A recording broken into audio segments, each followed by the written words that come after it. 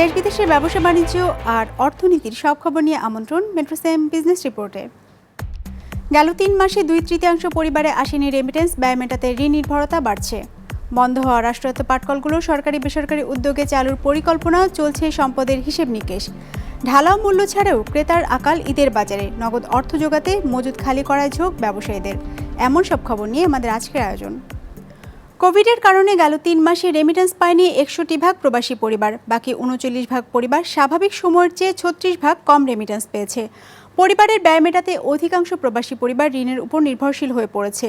Refugee and migratory movement research unit রামরুর এক জরিপে এমন তথ্য উঠে এসেছে। জীবিকার প্রয়োজনে বিশ্বের বিভিন্ন দেশে কাজ করেন ১ কোটির বেশি বাংলাদেশি। তাদের মধ্যে প্রায় ৫ লাখ প্রবাসী কাজ হারিয়ে দেশে ফিরে এসেছেন কোভিডের কারণে গেল ৩ মাসে। বিদেশে থেকেও বেকার সময় পার করছেন অনেকে। রামরুর জরিপ বলছে, এপ্রিলের পর থেকে এখন পর্যন্ত দেশের ৬১ অভিবাসী পরিবারে আসেনি কোনো রেমিটেন্স। বাকি ৩৯ পরিবার পেয়েছে গড়ে ৩০,০০০ টাকা করে, স্বাভাবিক সময়ের চেয়ে যা ৩৬ কম। সারা দেশের ২০০ প্রবাসী পরিবারের উপর জরিপ চালিয়ে এমন তথ্য দিয়েছে রামরু। আসলে আমরা দেখলাম সবাই রেমিটেন্স পাঠাতে পারছেন না, তাহলে রেমিটেন্সটা বাড়ছে কি করে? এইটা যেখান থেকে আমরা দেখতে পাচ্ছি যে রিক্রুটিং এজেন্সি গুলো যে $১,০০০ থেকে $২,০০০ পর্যন্ত এক একটা ভিসা কিনতে ক্রয় করত, তাহলে ৬ লাখ ভিসায় কতগুলি টাকা তাদের দিতে হতো, তার তো এখন হুন্ডি করতে প্রয়োজন পড়ছে না ওই টাকাটা। সে কিন্তু ওই টাকাটা অভিবাসীদের টাকাটাই হুন্ডি করাতো, করিয়ে ওইখানে সে ওটা দিয়ে ভিসা কিনতো, তাহলে এটার প্রয়োজন পড়ছে না। জাতিসংঘের সুস্পষ্ট একটা বিধান রয়েছে যে ক্রাইসিস পিরিয়ডে কাউকে চাকরিচ্যুত করা যায় না, এবং সেই ক্ষেত্রে অবশ্যই মাইগ্রেন্ট ওয়ার্কার্সরা ইনক্লুডেড, এবং সেটাকে কিন্তু ভায়োলেট করা হচ্ছে এবং সেক্ষেত্রে মানবাধিকারের লঙ্ঘন করা হচ্ছে। গত ৩৭ মাসের সবচেয়ে কম রেমিটেন্স ছিল গত মাসে, এবং সেভাবেই কিন্তু ক্রমান্বয়ে কমে এসছে। হিসাব বলছে, প্রবাসীদের ৫৭ পরিবার পুরোপুরিভাবে তাদের একক আয়ের উপর নির্ভর করে, অর্ধেক কিংবা আংশিকভাবে নির্ভরশীল বাকি ৪৩ পরিবার। রামরু বলছে, রেমিটেন্স আসা কমে যাওয়ায় এসব পরিবারের মাসিক ব্যয় কমে দাঁড়িয়েছে গড়ে ৭,৩০০ টাকা। স্বাভাবিক সময়ে যা ছিল ১৭,০০০ টাকা। এইসব ঝুঁকিপূর্ণ অভিবাসী কর্মী যারা ফেরত আসবে তাদেরকে সরকারের যে জাতীয় সুরক্ষা বেষ্টনী আছে, এবং বাংলাদেশ সরকার ইতিমধ্যে এই জায়গায় সুনাম অর্জন করেছে, সেই সুরক্ষার বেষ্টনীর মধ্যে তাদেরকে অন্তত প্রথম অন্তর্ভুক্ত করা, যাতে ফেরত আসার পরে তারা অন্তত ৬ মাস সহযোগিতাটা পায়, যাতে করে এই ৬ মাসের মধ্যে সে একটা সাস্টেনেবল রিইন্টিগ্রেশন প্ল্যান করতে পারে। যে কোভিড পরিস্থিতির কারণে যে টার্গেটেড গ্রুপ যেটা আছে ওখানে কিন্তু ওদেরকে অন্তর্ভুক্ত করা হয়েছে। This has to be expanded and it has to cover the whole gamut of returnee migrants যারা আছে, রিটার্নি নাইবা হলো যারা ওখানে আছে তাদেরও যদি সমস্যা থাকে, এটা কিন্তু আরেকটা কভারেজে নিয়ে আসতে হবে। সেই সাথে বিদেশে অবস্থানরত নারী শ্রমিকদের নির্যাতনের হাত থেকে বাঁচাতে দূতাবাসগুলোকে আরও তৎপর হওয়ার তাগিদ এসেছে আলোচনায়। শাহাদাত হোসাইন, বিজনেস রিপোর্ট, মাছরাঙা টেলিভিশন। বন্ধ ঘোষিত রাষ্ট্রায়ত্ত পাটকলগুলো সরকারি বেসরকারি অংশীদারিত্ব বা পিপিপির মাধ্যমে আবারও চালুর প্রক্রিয়া শুরু করেছে সরকার। এজন্য কারখানাগুলোর স্থাবর অস্থাবর সম্পত্তির মূল্য নিরূপণের কাজ শুরু হয়েছে। ব্যবসায়ীরা জানিয়েছেন, সরকারি নীতি সহায়তা পেলেই কেবল পুরনো প্রযুক্তির এসব কারখানাকে লাভজনক করার প্রক্রিয়ায় যুক্ত হবেন তারা। সৌরভ রহমানের রিপোর্ট। আয়ের চেয়ে ব্যয় বেশি, তাই গেল ৪৮ বছরে রাষ্ট্রায়ত্ত পাটকলগুলোকে লোকসান গুনতে হয়েছে ১০,৬৪৭ কোটি টাকা, যার লাগাম টেনে ধরতে না পেরে গেল মাসের শেষ সপ্তাহে এসব কারখানা বন্ধ করে দেয় সরকার। এখন চলছে তার দেনা পাওনা পরিশোধের হিসেব নিকেশ। আমার গুরুত্বপূর্ণ কাজটা হলো শ্রমিকদের পাওনাগুলো করা, ক্যালকুলেশন করা সঠিকভাবে, কারণ এই ক্যালকুলেশনের উপর নির্ভর করবে তারা সঠিকভাবে পাচ্ছে কিনা। তো সেই কাজটি আমার শেষের দিকে প্রায়। এই ক্যালকুলেশনটা করে দিলে আমার এখানে আবার বিভিন্ন রিজনে ভাগ করে একটা কমিটি আছে, তারা সেটা আবার ভেরিফাই করতেছে, ভেরিফিকেশনের কাজটা এখন চলতেছে। এটা আমাদের দৃষ্টিতে চূড়ান্ত হইলে অর্থ মন্ত্রণালয়ে তার কাছে পাঠালে ওইখানে একটা কমিটি করা হয়েছে, তারা এগুলো ভেরিফাই করবেন, আবার ভেরিফাই করার পরে টাকাটা ছাড় করবেন। হিসেব বলছে, বন্ধ হয়ে যাওয়া পাটকলগুলোতে প্রায় ২৫,০০০-এর মতো শ্রমিক কাজ করত। এর বাইরে দৈনিক মজুরির ভিত্তিতে আরও আছে ২৬,০০০-এর মতো, যাদেরকে সব মিলে ৫,০০০ কোটি টাকার মতো পরিশোধ করতে হবে বলে জানা গেছে। একই সঙ্গে এসব কারখানার সম্পদের হিসেবও নতুন করে নেওয়া হচ্ছে বর্তমান বাজার মূল্যে। আমার মিলের মধ্যে কি আছে সেটা করার জন্য সেখানে ইনভেন্টরি টিম গঠন করা হয়েছে। সেখানে স্থানীয় জেলা প্রশাসনের কর্মকর্তা, লেবার অফিসের কর্মকর্তা সহ আরো বিভিন্ন প্রতিনিধির সমন্বয়ে এই জিনিসটা করা হচ্ছে, ইনভেন্টরিটা। ইতিমধ্যে আরেকটা কাজ আমি করে ফেলছি, তাৎক্ষণিক ফ্যাক্টরির ভিতরে এবং বাইরে ভিডিও চিত্র ধারণ করে সেটা রেখে দেওয়া হয়েছে। এই মূল্যায়নটি অবশ্যই দেশীয় যে সমস্ত কোম্পানি রয়েছে তাদের মাধ্যমে করলে সেটিতে বিভিন্ন ধরনের সমস্যা হতে পারে এবং সেখানে বিভিন্ন ধরনের ভেস্টেড গ্রুপের আগ্রহ থাকতে পারে। সেদিক থেকে আমাদের যেটি দাবি থাকবে যে এই অডিট কাজটি, যে 4টি বিগ 4 কোম্পানি বাংলাদেশে যারা অডিট করে থাকেন আন্তর্জাতিক মানসম্পন্ন, যে সেই কোম্পানিগুলোর কারোর মাধ্যমে এই অডিটের কাজটি বা সম্পত্তির মূল্যায়নের কাজটি হতে পারে। সম্পত্তি নিরীক্ষার পাশাপাশি এসব কলকারখানার ভবিষ্যৎ নির্ধারণে একটি কমিটি গঠন করা হয়েছে সংশ্লিষ্ট সব পক্ষকে নিয়ে, যেখানে সরকারি বেসরকারি অংশীদারিত্বে কারখানাগুলোকে আবারও চালু করাকেই সবচেয়ে বেশি অগ্রাধিকার দেওয়া হচ্ছে বলে জানা গেছে। এইসব মিলে এখন কিন্তু পুরানো টেকনোলজি, পুরানো যে মেশিনারি যেগুলো আছে, এগুলোর অনেক মেশিনের অবস্থা ঠিক নেই। তো এটাকে যদি নিয়ে একটা প্রফিটেবল কনসার্নে কনভার্ট করতে লাগে, এখানে অনেক কিছু লাগবে। এখানে ইনসেন্টিভের প্রশ্ন চলে আসবে, এখানে আমার ট্যাক্সের বেলায় কিছু অ্যাডভান্টেজ দিতে লাগবে যারা উদ্যোক্তাদেরকে অ্যাট্রাক্ট করার জন্য। এই জায়গাগুলোতে যাতে বৃহৎ আকারের শিল্প কারখানাকে যাতে এককভাবে কোনো হস্তান্তর না করা হয়, বরঞ্চ এখানে ক্ষুদ্র মাঝারি আকারের কারখানা, বিদেশি যৌথ বিনিয়োগের মাধ্যমে যে সমস্ত বিনিয়োগ প্রস্তাবনা সেগুলো এখানে হতে পারে। দেশে রাষ্ট্রায়ত্ত পাটকলের সংখ্যা 26টি। বন্ধ হয়ে যাওয়ার আগ পর্যন্ত দেশের মোট পাটপণ্য উৎপাদনে যাদের অবদান ছিল মাত্র 8 ভাগ, আর রপ্তানি করত মোটের 5 ভাগেরও নিচে। সৌরভ রহমান, বিজনেস রিপোর্ট, মাছরাঙা টেলিভিশন।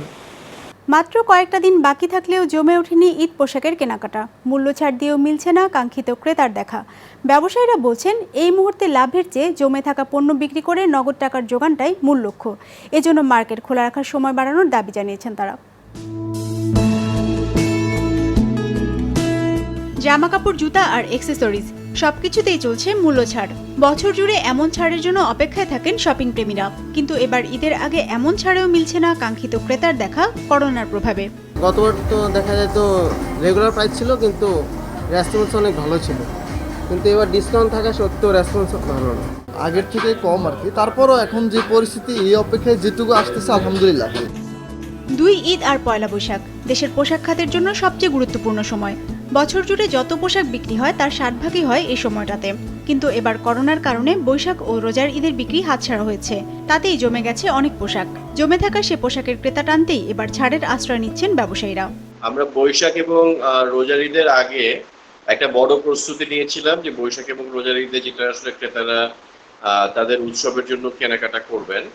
তো যেহেতু সেই সময়টাতে সেই মানসিক স্বস্তির পরিস্থিতি অথবা স্বাস্থ্য সেবার সেই অবস্থা ছিল না যখন আসলে মানুষ কেনাকাটা করতে পারেন, এর ফলে আসলে একটা বড় অংশের প্রোডাক্ট আসলে আমাদের তৈরি করা অবস্থায় থাকে, কিন্তু আমরা সেভাবে প্রোডাক্টগুলি ক্রেতার কাছে তুলে ধরতে পারিনি। ক্রেতারা যেন অল্প একটা নির্দিষ্ট বাজেটের মধ্যে বেশি সংখ্যক জিনিস কেনাকাটা করতে পারেন, আর আরেকদিকে যেহেতু ডিসকাউন্ট আছে, আর আরেকদিকে হচ্ছে আমরাও যেন আমাদের প্রোডাক্টগুলিকে ক্রেতার কাছে তুলে ধরতে পারি।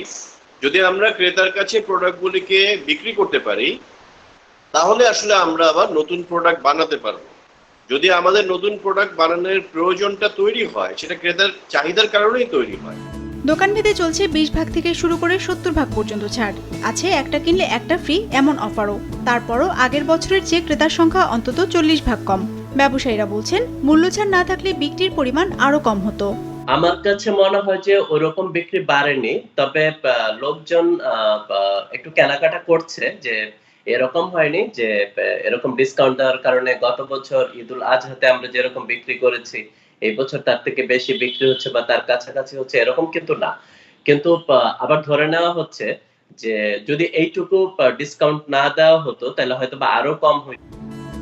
এমন অবস্থায় বেচাকেনার সুযোগ বাড়াতে ঈদের আগের বাকি দিনগুলোতে খোলা রাখার সময়সীমা বাড়ানোর দাবি জানিয়েছেন ব্যবসায়ীরা। এবারে মূল্যহ্রাসটা কিন্তু আমরা একেবারে আমাদের যে দামে কেনা তার চেয়েও কমে আমরা কিন্তু মূল্যহ্রাসটা দিয়েছি। এখানে কিন্তু আমাদের লাভের কোনো প্রশ্ন নেই।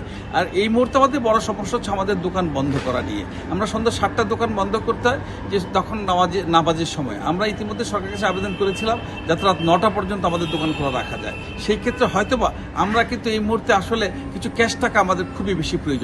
গত 4-5 মাস আমরা কোনো ক্যাশ টাকা আমাদের হাতে আসেনি। সেই কারণে যদি ক্রেতা সাধারণ আসে সেই ক্ষেত্রে আমরা কিছু ক্যাশ টাকা পাই, তাহলে হয়তোবা আমরা একটু সার্ভাইভ করতে পারবো। হিসেব বলছে গেল বছর কোরবানির ঈদে প্রায় 7,000 কোটি টাকার পোশাক এবং জুতা বিক্রি হয়েছে দেশ জুড়ে। বিজনেস রিপোর্ট, মাছরাঙা টেলিভিশন।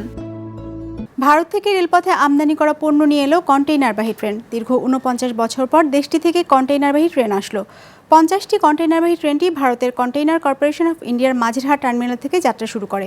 সোমবার দুপুর 12টার সময় বেনাপোল রেল স্টেশনে সেটি পৌঁছায়। P&G সহ মোট 8টি কোম্পানির 640 টন পণ্য এসেছে এই ট্রেনে। এরপর পণ্য খালাসের আনুষ্ঠানিকতা শেষ করতে বেনাপোল স্থলবন্দরে কাগজপত্র পাঠানো হয়। নতুন এই ট্রেন চালুর মাধ্যমে ভারত ও বাংলাদেশের মধ্যকার পণ্য আমদানি ও রপ্তানি বাণিজ্য আরও সহজ হবে বলে আশা করছেন ব্যবসায়ীরা। ব্যবসায়ীরা বলছেন এ পথে পণ্য আমদানি হলে পণ্যের নিরাপত্তা সহ সময় ও খরচ বাঁচবে।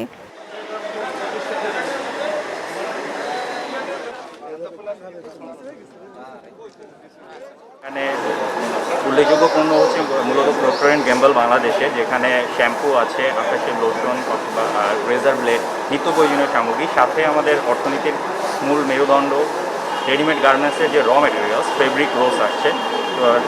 টোটাল 6 জন ইম্পোর্টার ফেব্রিক রোলস নিয়ে আসছে। এখানে টোটাল 12টি কন্টেইনারে ফেব্রিক রোলস এবং 38টি কন্টেইনারে নিত্য প্রয়োজনীয় সামগ্রী আছে।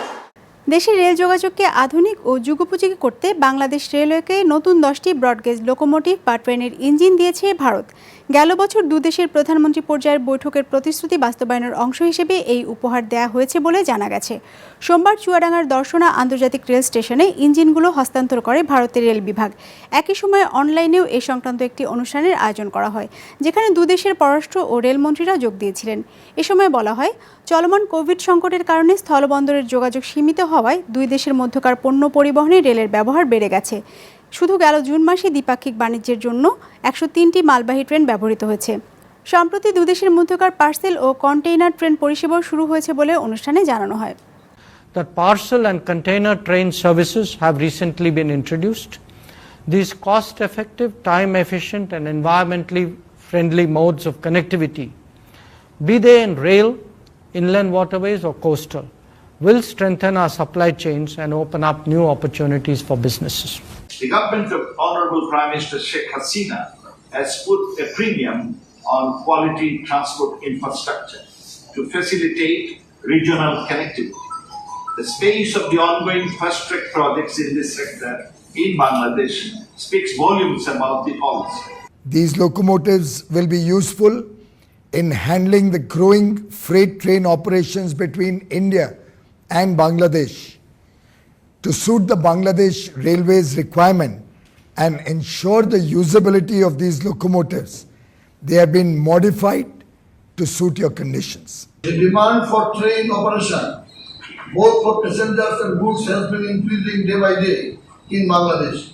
The supplying of 10 BG locomotives will help to improve train operation, both in terms of carrying goods and passengers.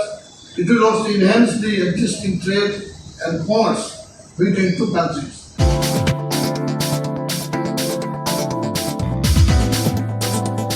ইতিবাচক ধারায় শেষ হয়েছে ঢাকার শেয়ার বাজারের লেনদেন।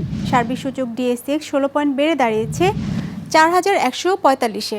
বেচাকেনা হয়েছে 437 কোটি টাকার। লেনদেনে অংশ নেওয়া শেয়ার ও মিউচুয়াল ফান্ডের মধ্যে দর বেড়েছে 117টির, কমেছে 67টির আর অপরিবর্তিত রয়েছে 160টির দর। এবার বাজার নিয়ে বিশ্লেষণ শুনবো এশিয়ান টাইগার ক্যাপিটালের। আজকে বেঞ্চমার্ক DSEX ইন্ডেক্স 16 পয়েন্ট বেড়ে 4145 পয়েন্টে ক্লোজ করেছে। ব্লুচিপ DS30 ইন্ডেক্স 3.2 পয়েন্ট বেড়েছে এবং DSE সরিয়া ইন্ডেক্স 2 পয়েন্ট বেড়েছে। আজকের টার্নওভার ছিল 437 কোটি টাকা, যেটি গতকালের তুলনায় 17% বেশি। আজকে pharmaceuticals, general insurance, fuel and power এবং ইঞ্জিনিয়ারিং সেক্টরগুলোতে সবচেয়ে বেশি টার্নওভার হয়েছে। আজকে general insurance sector 4.25%, life insurance sector 2.72%, paper and printing sector 2.05% এবং ফুয়েল অ্যান্ড পাওয়ার সেক্টর 0.85% বেড়েছে। অন্যদিকে food and allied sector 2.12%, telecommunication sector 1.01%, IT sector 1.03% এবং সেরামিক সেক্টর 0.25% কমেছে। আজকে ইসলামী bank, Renata, Bangladesh submarine cable company এবং সামিট পাওয়ার ইন্ডেক্সে সবচেয়ে বেশি পজিটিভ কন্ট্রিবিউশন করেছে। অন্যদিকে ব্রিটিশ আমেরিকান টোবাকো, গ্রামীণ ফোন, গ্ল্যাক্সোস্মিথক্লাইন এবং রেকিট বেনকাইসার ইন্ডেক্সে সবচেয়ে বেশি নেগেটিভ কন্ট্রিবিউশন করেছে। দর্শক, আমাদের যে কোনো পর্ব নিজেদের সুবিধাজনক সময় দেখতে সাবস্ক্রাইব করুন বিজনেস রিপোর্টের অফিসিয়াল ইউটিউব চ্যানেল। ফেসবুক পেজে লাইক দিয়ে আপডেট থাকুন ব্যবসা বাণিজ্যের আলোচিত সব ঘটনা সম্পর্কে। আর আপনাদের মতামত জানান ইনবক্সে। আজ এটুকুই, বিদায় নিচ্ছি, ভালো থাকবেন।